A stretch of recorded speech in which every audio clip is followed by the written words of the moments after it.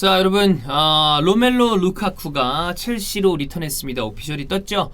뭐 굉장히 이미 많이 거피셜스러운 기사들이 막 떴었는데 주말에 지난 주말 동안에 완전히 뭐 이적이 성사될 거라는 뉴스들이 많이 나왔습니다. 처음에는 이제 현금 플러스 선수, 뭐 알론소 얘기도 초반에 나왔었고, 그 다음에 자파 코스타 얘기도 나왔었는데 결국에는 순수 현금 딜이 성사가 됐고요. 스카이 스포츠, BBC, 뭐 인텔 1타라고 할 수 있는, 근데 뭐 좀 약간 논란이 있는 파브리쇼 비아신, 그 다음에 데이비드 온스테인 이런 쪽에서 모두 다 이미 얘기가 됐었기 때문에 뭐 그냥 발표만 나오면 된다라고 생각을 하고 있었고, 이적료는 이렇습니다. 잭 그릴리시보다는 약간 낮은 이적료. 근데 보니까 뭐 오히려 코로나 시국에 이렇게 대형 이적들이 막 일어나고 있습니다. 첼시는 클럽 레코드 기록이고요. 계약 기간도 뭐 충분히 넉넉하고, 그 다음에 연봉 수준도 팀 내 최고 수준의 연봉이기 때문에 그 이야기를 많이 하죠. 루카쿠는 밀라노에서 행복했었지만, 충분히 행복하고 본인도 밀라노에 남을 생각을 하고 있었지만, 어떤 이런 대형 이적료, 이제 루카쿠가 이런 대형 이적료에 프레스를 느끼는 게 아니라 나를 이 정도 대우해줘? 그러면 뭐 이런 어떤 본인의 자존감과 자신감이 많이 올라간 것 같아요. 왜냐면 이따 얘기하겠지만 인테르에서 어마어마한 활약을 했으니까. 거기다가 또 투헬이라는 감독이 이미 챔피언스리그 우승했던 모습, 그 다음에 뭐 얘기를 했다고 하죠. 어떤 식의 어떤 플랜이 있는지 얘기를 했다고 하고, 그리고 거기에다가 또 아마 그런 것도 있지 않았을까요? 첼시에서 성공하지 못했잖아요. 그렇기 때문에 여기 돌아가서 내가 다시 한번 또 좋은 모습을 보여주면 어떨까라는 생각도 했을 것 같아요. 그런 부분 때문에 첼시로 이제 돌아왔습니다. 안더레흐트에서 첼시로 이적을 한 것은 11-12 시즌이었습니다. 뭐 여러 가지 이유로 새끼 드록바, 애기 드록바라는 별명이 있었는데 사실 그렇게 좋은 활약을 보여주지 못했습니다. 그러면서 이제 임대 생활을 하기 시작을 하는데 12-13 시즌을 앞두고 웨스트브로미치 알비온 고도리로 임대를 갔죠. 여기서는 나름 괜찮은 활약을 했고요. 마지막 라운드 저 이 경기 기억나는데 알렉스 퍼거슨 감독이 고벨전이었어요. 근데 헤드트릭을 막았어. 그럼 약간 느낌이 살짝 조금 가뿐싸였거든. 퍼거슨 감독도 이제 고벨전이다 보니까 본인 원래 이제 성격이라면 확 뒤집어 그럴 텐데 마지막 경기인데 또 그러기도 애매하잖아. 그러니까 표정이 살짝 애매했던 기억이 나는데, 어쨌든 이 웨스트브로미치 알비온에서는 38경기 17골 7개의 도움을 기록을 했고, 그 다음에 에버튼으로 13-14 시즌을 앞두고도 임대를 갑니다. 꽤 좋은 활약을 했고요. 첫 번째 시즌에는 이제 에버튼이 5위를 하는데 혁혁한 공을 세우죠. 근데 결국 첼시에서는 이렇게 임대를 전전을 했단 말이야. 첼시에서 기록은, 공식적인 기록이 15경기 빵골 1개의 도움이에요. 그러니까 안 됐지. 그리고 난 다음에 14-15 시즌을 앞두고 에버튼으로, 이제 그때 이제 로베르토 마르티네즈 감독이 있었을 때잖아. 완전 이적을 하게 됩니다. 그때 당시 생각을 해보면 첼시가 디에고 코스타를 또 데리고 오면서 아마 본인이 주전 경쟁을 위해서 이적을 결정한 것 같은데, 루카쿠는 보면 본인이 이적하는 팀이 어디라 할지라도 본인이 뛰고 확실하게 어떤 퍼포먼스를 낼 수 있는 곳에 가는 것 같아요. 에버튼에서는 뭐 나름 꽤 괜찮은 활약을 쭉 지속을 했습니다. 166경기에 나오면서 87골, 그 다음에 29개의 도움을 기록을 했으니까 여러분 이 기록은 다 트랜스퍼 마켓 기준입니다. 그리고 17-18 시즌을 앞두고 첼시로 간다고 생각을 했죠. 이때 기억나요. 히든풋볼에서는 굉장히 중요한 타이밍이었어요. 주원이 형은 이제 형수였었나? 가족들이랑 치킨을 먹으러 나갔었는데, 그때 이제 주원이 형이 보면서 이렇게 뉴스를 봤나봐. 나는 뭐 딴 일을 하고 있었던 것 같은데, 야! 아니 내가 연락을 했었나? 서로 연락을 했었던 것 같은데, 형 루카쿠 맨유 간대. 그래가지고 야 넘어와 가자. 그래가지고 히든풋볼 막 호에 녹음하고, 그때는 이제 우리가 유튜브를 할 때가 아니니까 이제 그때는 주원 형네 집에 부스에서 녹음하고 그랬을 때였거든. 형 닭 먹다가 와가지고 나도 빨리 막 대본 정리해가지고 와서 했던 기억이 나는데, 그때는 어떻게 보면 그거였잖아요. 첼시가 루카쿠, 맨유가 모라타였었는데 이게 크로스가 됐잖아. 근데 그때 이제 뒤에 후일담이나 이렇게 비하인드 스토리를 보면 맨유가 처음부터 사실 루카쿠를 물밑 작업을 했다고 하죠. 그때 막 루니가 에버튼으로 가는 딜도 있고 그랬었잖아. 그래서 되게 극적으로 맨유가 루카쿠를 손에 넣었는데, 결과적으로 봤을 때는 뭐 나쁜 활약이었다고 하는 것은 애매한데, 그렇다고 엄청 좋은 기록까지는 아니었어요. 기록이라기보다, 기록은 나쁘지 않아. 96경기에서 42골 13개 도움이니까 기록은 나쁘지 않은데, 전체적으로 봤을 때 좀 뭐 우리가 덕현이랑 형철이랑 나왔었던 영상에서도 야 빅매치에서 좀 약하지 않아? 그 다음에 좀 왜 몸싸움을 저렇게 좀 잘하지 않지? 이런 뭐 좀 포스트 플레이가 약하지?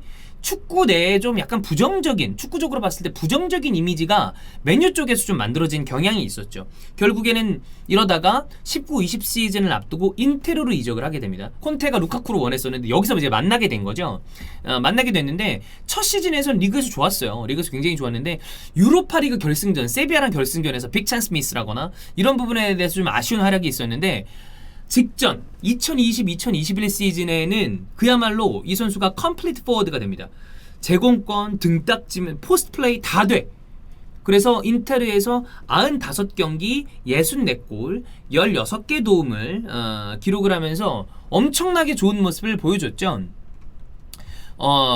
지난 시즌 인테르에서 루카쿠의 모습을 보면 어떻게 보면 변화하는 모습을 보여줬다고 봅니다. 루카쿠는 아까도 얘기했지만 이 190cm가 넘어가는 이 엄청난 신장, 그리고 체중도 100kg에 육박하지만 어마어마하게 빠른 속도를 가지고 있고요. 이 선수가 생각보다 측면을 빠지는 플레이를 좀 즐겨했습니다. 그러니까 별명은 애기 드록바, 새끼 드록바였지만 플레이 스타일은 약간 그거랑은 좀 달랐어요. 그래서 마치 윙포워드스럽다라고 얘기하는 게 틀리지 않을 정도로 그런 느낌을 내는 포워드였는데 피지컬이 그렇게 육중함에도 불구하고 빠른 속도를 보여줬었고, 그런데 그리고 은근히 이 박스 안쪽으로 밀고 들어오는 모습 이런 것도 되게 좋았고 크로스도 꽤 날카로운 게 있었고, 그런데 이 몸싸움이나 보여지는 피지컬 대비 포스트 플레이가 안 나오니까 약간 그런 느낌이 있었죠. 근데 인텔에 와서 이 콘테와 궁합을 맞추면서 전세계 최고의 스트라이커 반열에 올랐다라고 해도 과언이 아닐 정도로 완성도가 확 올라갔습니다. 지금 최강의 스트라이커라고 얘기한다면 레반도프스키, 아구에로는 폼이 좀 떨어진 느낌? 수아레즈가 지난 시즌에 좀 모습을 보여줬지만 아틀레티코 마드리드에서, 근데 전체적으로 봤을 때 빅찬 스미스를 생각하면 절정의 기량에선 약간 내려온 느낌이고, 그 다음에 해리케인, 루카쿠도 빼놓을 수 없어요. 둘이 해리케인이랑 루카쿠랑 동갑이잖아. 그만큼 루카쿠가 그 이전에는 이름은 오르내렸지만 약간 모자라지 않아? 라는 부분을 콘테와 합을 맞추고 찬우 형이 얘기했잖아. 라노키아랑 특훈했다. 그러면서 모자랐던 부분을 완벽하게 채운 거죠. 근데 속도는 여전히 좋기 때문에 라우타로 마르티네즈와 이 빅 앤 스몰 조합도 완벽한 모습을 보여줬었고, 찬우 형 왈, 현재 인테르 전력의 50%는 루카쿠라고 해도 과언이 아니다. 그 선수를 첼시가 보유하게 됐다. 이거는 뭐 우리가 지난 시즌 챔피언스리그 결승전에 첼시와 맨체스터 시티의 경기를 봤는데 이 두 팀 다 정말 대단한 플레이를 했음에도 불구하고, 물론 이제 맨시티는 마지막에 균도안을 거기 세우면서 또 펩이 이상한 짓을 했지만 이 팀도 맨시티도 포워드가 부족하니까 잭 그릴리시 형이 플러스 해리케인을 노리고 있는 것이고, 그리고 첼시도 챔피언스리그 우승을 했지만 우리가 봤잖아. 이 UEFA 이 베스트 11을 보더라도 앞쪽에 뒤에는 다 뭐 케빈 데브라이너고 뭐고 다 뭐지 저기 첼시랑 맨시티 선수들이 있지만 결국 공격진이 없어요. 최전방에. 그만큼 포워드진이 필요하다는 건데 첼시가 루카쿠를 손에 줄 수 있다. 루카쿠를 다시 본인들의 팀으로 데려왔다는 것만으로도 다음 시즌 어떤 첼시의 어떤 방점을 찍을 수 있는 선수를 데려왔다라고 해도 틀리지 않은 이런 영입이라고 볼 수 있겠습니다. 이선 자원을, 이게 첼시 포워드진을 보면 이선 자원에 메이슨 마운트 있죠, 카이 하베르츠 있죠. 카이 하베르츠를 제로톱 형태로 썼지만 루카쿠라는 선수가 왔기 때문에 이제 투엘이 어떤 식으로 또 카이 하베르츠를 잘 쓸지를 봐야 될 것이고, 하킴 지히 있고 크리스찬 플레식 있고 허드슨 오도이가 있습니다. 거기에 전방 공격수에 티모 베르너, 이 선수가 움직임은 잘 가져갔습니다만 참 아쉬운 골 결정력, 물론 그건 있었죠. 이제 VAR 이 옵사이드를 보는 게 PL에서 좀 바뀔 거라고 그랬잖아요. 그래서 골이 좀 늘어나는 거 아니야 했지만 뭐 어쨌든 베르너는 라이프치히에서 모습을 생각을 하더라도 여러 가지 아쉬운 부분이 있었잖아. 그리고 타미 에이브라함이 있었단 말이에요. 근데 타미 에이브라함은 지금 이적을 할 가능성이 큰데 아스날 오지 마세요. 그거 좀 아닙니다. 좀 안 왔으면 좋겠다. 근데 티모 베르너에서 루카쿠라고 바뀌었다고 생각을 해보십시오. 루카쿠 전방에만 머무는 선수가 아니고 전방에서도 잘하고, 그러니까 전방에 머물면 조금 애매한 감이 있었는데 그거를 확 업그레이드 시켰는데 이 선수가 또 측면으로 빠져들어가는 움직임이 없나요? 겁나 빠르잖아. 진짜 존나 빠르단 말이야. 아니 192 이 속도가 나와? 이런 느낌이잖아요. 근데 포스트 플레이 대 등딱 대 이러니까 진짜 이런 완벽한 퍼포먼스를 보여주고 있는 공격수가 투헬에게 주어졌다? 첼시는 이거는 부담 그 자체죠. 이렇게 되면 모르겠어요. 토트넘의 어떤 의지가 워낙 강력하기 때문에 맨시티가 해리케인을 영입할 가능성이 굉장히 현저히 떨어지고 있지만, 야, 이거 펩이 오히려 좀 마음 졸일지 않을까? 야, 투일이 루카쿠를 데려가? 이러면 그릴리시를 데려갔다 치더라도 공격수가 없이 될까라는 생각이 좀 드는데, 어쨌든 루카쿠 첼시 리턴 오피셜. 첼시 팬들 우리 요원 중서 뭐 지금 개풀기 상태가 아닐까 생각이 드는데, 반면에 인텔 팬 우리 찬우 형이 좀 마음이 굉장히 속이 쓰릴 것 같아요. 여러분 요 얘기는 또 우리가 또 찬우 형과 함께 해봐야 되지 않겠습니까? 또 따로 이야기를 할 수 있는 시간을 저희가 한번 시간을 갖도록 하겠습니다. 여러분 첼시 팬들 축하합니다.